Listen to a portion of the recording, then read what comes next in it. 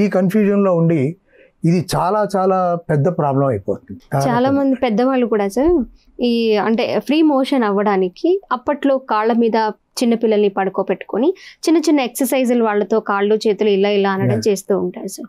మరి అలాంటివి ఏమన్నా చేయడం వల్ల ఇలాంటి ప్రాబ్లం తగ్గే ఛాన్స్ ఉంటుందా?